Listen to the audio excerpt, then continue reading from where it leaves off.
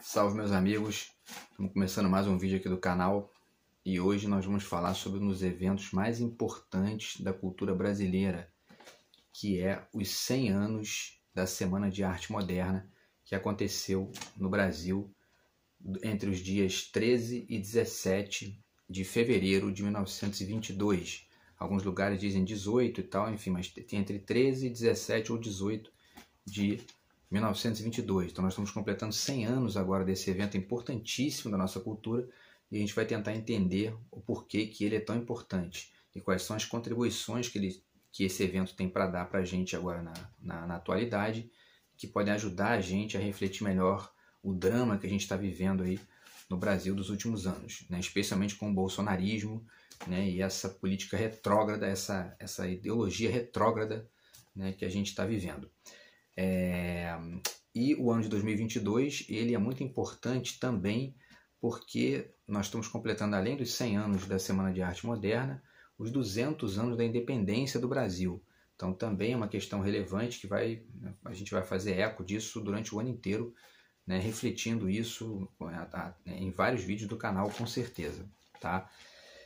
E aí eu dividi os três próximos vídeos em temas conectados com a Semana de Arte Moderna, tá? Então a gente vai fazer uma sequência aqui falando sobre isso.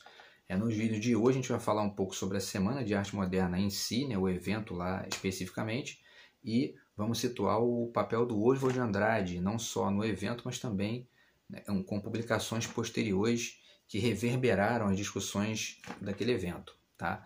No vídeo seguinte, no próximo vídeo, a gente vai falar sobre o Macunaíma do Mário de Andrade, também conexão com essa lógica do modernismo.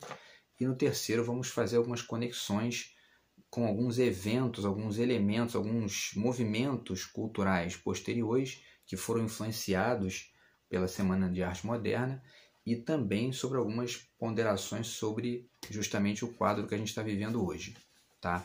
Então, assim, antes da gente falar da Semana de Arte Moderna, é interessante ponderar alguns detalhes aqui sobre uns a priori, né, sobre algumas questões prévias que influenciaram a cabeça desses artistas que fizeram esse evento. Tá?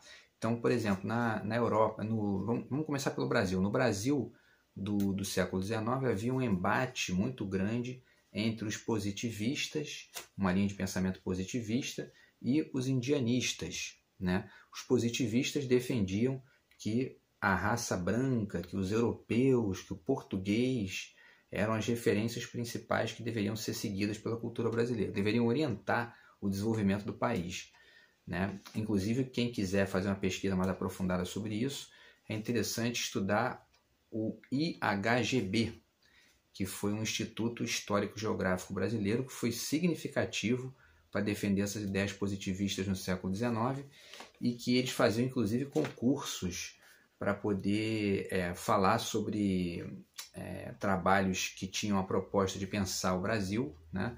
E muitos desses trabalhos eram trabalhos até eugenistas, né? Que sugeriam justamente que a raça branca seria uma raça superior e as raças negra, indígena e as raças mestiças seriam subalternas e seriam necessariamente raças a serem ou assimiladas ou até em alguns casos eliminadas, né?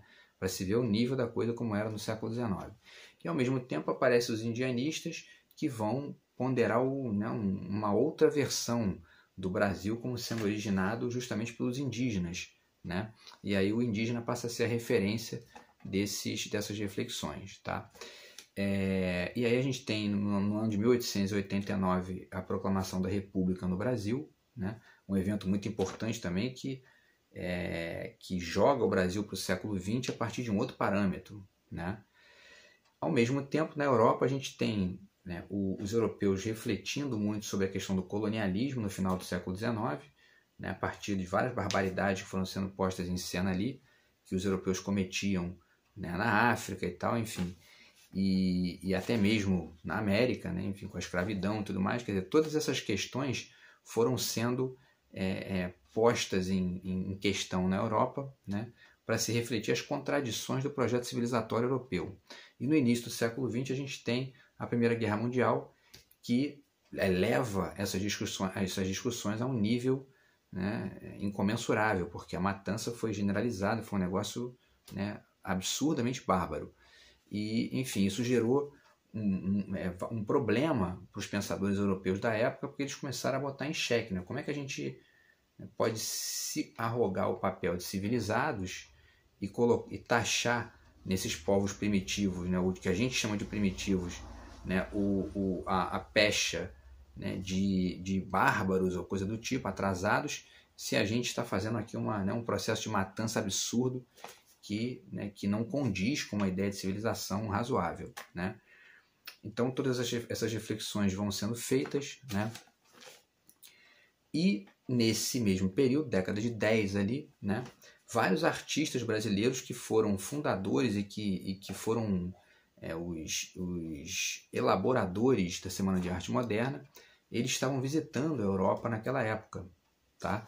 Então tem esse trabalho muito interessante aqui, que chama-se Roteiro da Poesia Brasileira Modernismo, da editora Global, tá? Da Valnice Nogueira Galvão, e ela pondera aqui justamente essas visitas que foram feitas pelos brasileiros, pelos artistas brasileiros naquele período e que geraram toda uma influência que o Brasil, né, que esses artistas receberam e que trouxeram para cá. Então, por exemplo, na Europa naquela época a gente tinha, aliás, falando aqui rapidamente sobre esse livro ainda, ele tem, tá vendo, várias edições falando sobre períodos da poesia brasileira, é muito interessante, tá? Parnasianismo, simbolismo e tal, é muito rica essa coleção aqui e eu indico fortemente, tá?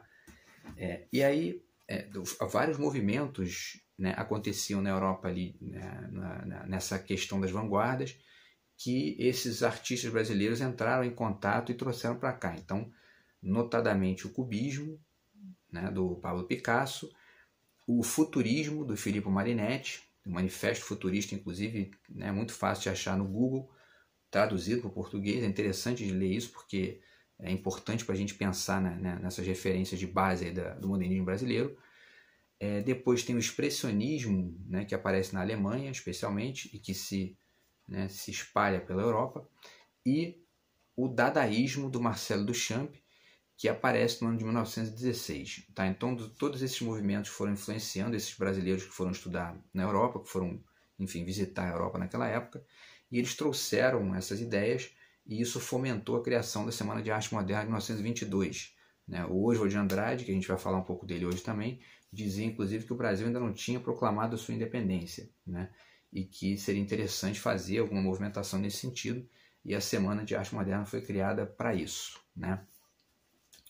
Então, o que foi o evento exatamente? A Semana de Arte Moderna foi um evento que aconteceu no Teatro Municipal de São Paulo, no ano de 1922, entre os dias 13 e 17, como eu já falei, ou 18 ali, e reuniu uma série de artistas importantes do Brasil da época, como, por exemplo, o Oswald de Andrade, poeta, Mário de Andrade, né? Anita Malfatti, Villa-Lobos, Di Cavalcanti, enfim, uma série de artistas importantes. E o evento começou com uma palestra do Graça Aranha, falando sobre as questões do modernismo e tal, né? E teve também uma outra conferência do Menotti del Picchia, né? Que também falava a respeito dessas questões, inclusive de que o Brasil não estava exatamente seguindo completamente os parâmetros europeus, que tinha também uma originalidade nossa ali e tudo mais. Enfim, foi um evento riquíssimo, só que gerou críticas, né, da sociedade paulista da época. Os burgueses de São Paulo da época criticaram muito o evento, porque é mais ou menos assim que acontece, né? Sempre que tem alguma movimentação mais moderna, com algumas inovações um pouco, né, estranhas ao olhar comum, geralmente os conservadores se colocam contra, começam a apontar defeitos e tudo mais, e taxaram a Semana de Arte Moderna de um evento de mau gosto, uma série de críticas, mas que não impediram que o evento reverberasse e gerasse uma série de questões interessantes para o Brasil. Tá? E aí, uma dessas questões, que é talvez a mais importante, né, é justamente a obra vamos ver aqui o tempo só, é justamente a obra do Oswald de Andrade, né, que é o principal nome do modernismo brasileiro. Tá? E aí, uma fonte muito interessante, você consegue, porque os dois principais textos do Oswald são o Manifesto da Poesia Pau-Brasil, de 1924, portanto 2 anos depois da Semana de Arte Moderna, e o Manifesto da Antropofagia, que foi publicado em 1928, no número 1 da Revista de Antropofagia. Tá? Esses 2 textos você encontra facilmente também em PDF na internet. Agora, tem uma dica muito legal aqui para a gente hoje, que é esse livro aqui, que chama-se Antropofagia Hoje. Oswald de Andrade encena, que é uma compilação de textos feita pelo professor João César de Castro Rocha. Tá? E é um trabalho fantástico. Assim, um trabalho, você vê que é um trabalho, né, pesado, tem quase 700 páginas, e tem os manifestos do Oswald de Andrade aqui, e também textos de vários pensadores interessantes. Eu anotei aqui alguns, né, para falar para vocês, porque todos não dá, né? Muita gente. Mas enfim, né, pessoas como, por exemplo, Gabriel Garcia Marques, Sérgio Paulo Rouanet, Michel Melamed, Jorge Schwartz, Hans Gumbrecht, filósofo alemão, o Luiz Costa Lima, professor também de literatura aqui do Brasil, né, da PUC, Benedito Nunes, um dos nossos maiores pensadores aí também, Eugênio Butti e o Manuel da Costa Pinto, que é um comentarista de literatura muito importante também do Brasil recente e que tem texto aqui também sobre antropofagia. Tá? Então é um livro riquíssimo e vale a pena a dica aqui. Sobre os manifestos do Oswald, é interessante a gente ponderar alguns detalhes que são muito importantes para a gente entender a proposta de Brasil que o Oswald tinha e que visava deslocar certos elementos da cultura brasileira da época e sugerir uma nova postura, né? Então, por exemplo, o Oswald, no Manifesto da Poesia Pau-Brasil, ele começa a criticar o bacharelismo, por exemplo, que é essa coisa do doutor, né, que a gente vê até hoje, né? Advogado, juiz, enfim, médico, né, são doutor, né? E o Oswald criticava muito isso. Criticava também a erudição dos parnasianos, né, aquela coisa muito excessivamente erudita e que fechava os olhos para a linguagem oral, por exemplo, né, que no ponto de vista dos modernistas era muito importante, porque chamava atenção para elementos da cultura brasileira, né, que eram negados por essa postura parnasiana excessivamente vinculada a uma métrica europeia que não abria espaço para as manifestações locais da gente aqui, né? Enfim, tem outras coisas também que eu anotei para vocês aqui, quer dizer, ele fala da riqueza étnica também do brasileiro, né? E a questão talvez mais importante do trabalho, ele faz uma crítica sobre a cópia, o comportamento de imitação que ele começou a ver que é uma espécie de sintoma brasileiro, que é uma espécie de característica do comportamento brasileiro e que o Oswald visava combater nos trabalhos dele. Tá? E essa crítica que ele faz à cópia e imitação, ela vai surgir, vai comparecer de uma maneira mais veemente ainda no Manifesto da Antropofagia, quando ele sugere essa metáfora da devoração, né, como um norte a ser seguido, né, pelo brasileiro, como uma espécie de característica nossa que a gente tem e que a gente, naquele momento, ele via que a gente não estava utilizando isso bem, né? E aí ele termina o manifesto, porque no Manifesto da Antropofagia ele também fala de algumas coisas que ele critica a catequese dos povos missionários, né? Tem aquelas duas frases muito conhecidas do Oswald, né? Que é o to be or not to be, that is the question, que é um deslocamento que ele faz da frase do Shakespeare, né? Ser ou não ser, eis a questão, do Hamlet, e a alegria é a prova dos 9, né? Que também é uma frase dele que ficou muito conhecida, né? Então, e a partir disso, o Oswald faz suas críticas aqui, e uma das coisas mais interessantes do Manifesto da Antropofagia é que o Oswald, ele data o manifesto aconteceu no ano de 1928, do calendário cristão, mas o Oswald classifica, ele data o manifesto no ano de 347, né, depois da deglutição, né, da devoração, melhor dizendo, do bispo Sardinha pelos índios caetés, né, que aconteceu no ano de 1556, né? Então ele diz que o Brasil, a data inaugural do Brasil é justamente o dia em que, 16 de junho de 1556, quando os índios caetés devoraram o bispo Sardinha. Por quê? Porque ali nascia essa tendência do brasileiro para a antropofagia, que é justamente essa proposta do manifesto do Oswald, tá? Então, enfim, deixa eu ver aqui o tempo, tá? A gente tá no esquema, então vamos lá. Enfim, né? Então tem várias discussões interessantes aqui e vale muito a pena ler os textos do Oswald, né? A gente pode até fazer outros vídeos aqui falando especificamente sobre os textos do Oswald, mais para o futuro, mais para o final do ano, né? Ou eventualmente em alguma data específica, mas é muito interessante que vocês leiam esses textos, porque eles são assim ricos pra caramba, tá? E aí, falando ainda sobre essa questão da metáfora da antropofagia, a gente tem esse livrinho muito interessante do Benedito Nunes, que se chama Oswald Canibal, tá? Ele faz todo um apanhado aqui sobre o histórico da metáfora da antropofagia, tá? E ele fala uma série de coisas interessantes aqui, né? Inclusive uma ponderação que ele fala sobre essa questão de uma possível imitação que o brasileiro fosse fazer, que estivesse fazendo, né?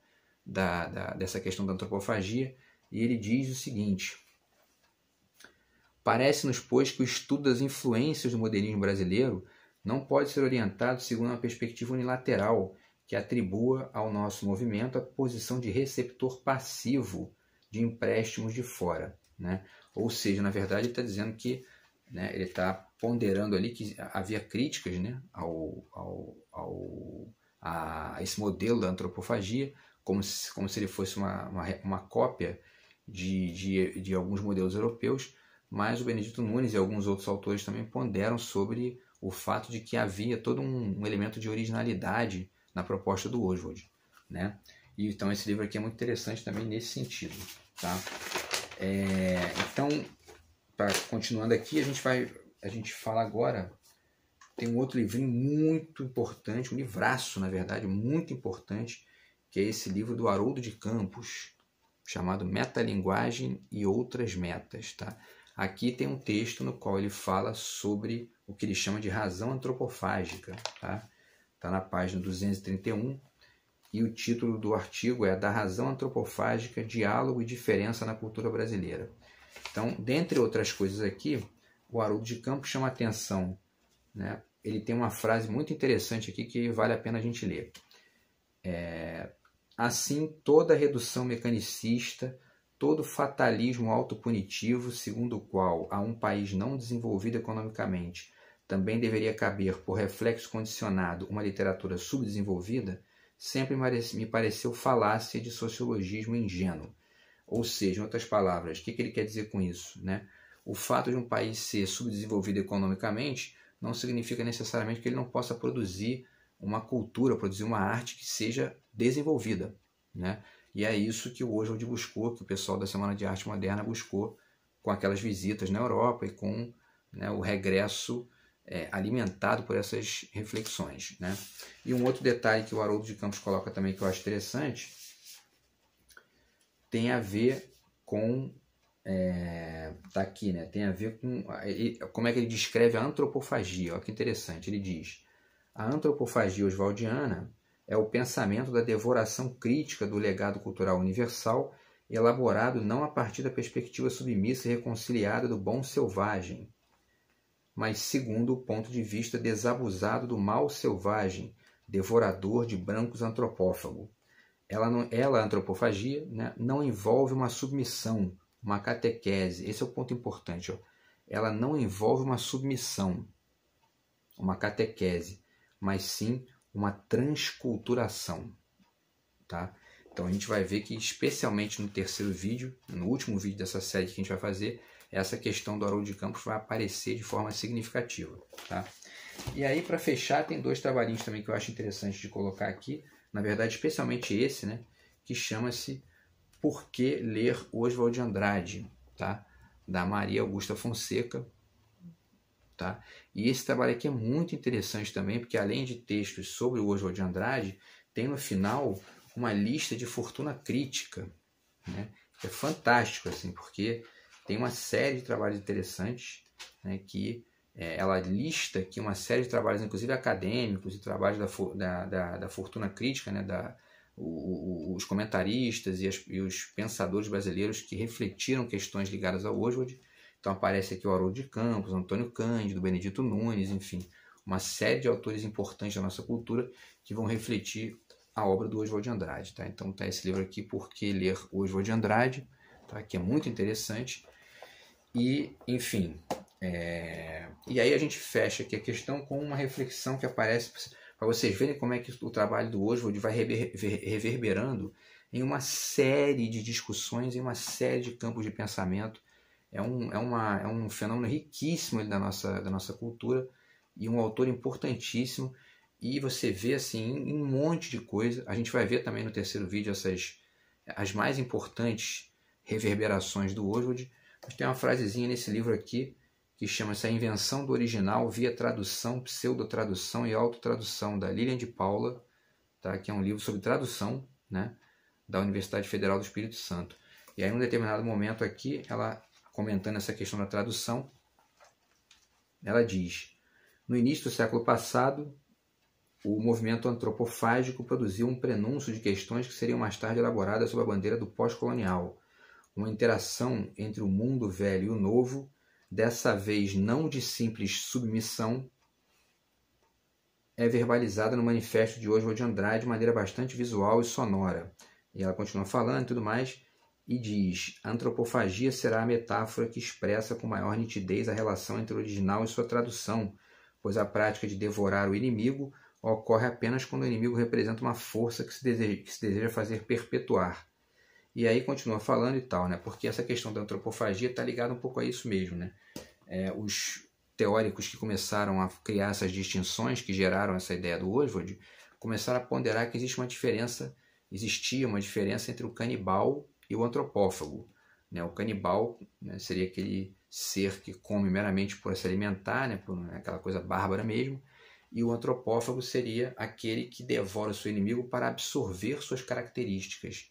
Então havia uma lógica ritual nisso aí e criava uma distinção. E foi essa metáfora que o Oswald buscou, né, se alimentou dela, devorou essa metáfora e deslocou para criar uma metáfora sobre o Brasil e uma proposta de país que é justamente a estética antropofágica, ou aquilo que o Haroldo de Campos chama de razão antropofágica. Tá? Então é isso, pessoal. No vídeo de hoje a gente, né, refletiu um pouco sobre a Semana de Arte Moderna, sobre os 100 anos aqui da Semana de Arte Moderna, e também sobre o papel um pouquinho sobre o papel do Oswald de Andrade nesse evento e essas reverberações iniciais ali do autor. Tá? Então no próximo vídeo a gente vai falar sobre o Macunaíma e depois vai fechar com uma reflexão mais ampla aqui, tá bom? Então espero que vocês tenham gostado. Se você gostou, curte o canal, curte o vídeo, tá? Se inscreve e a gente se fala no próximo vídeo, beleza? Abraços e até a próxima.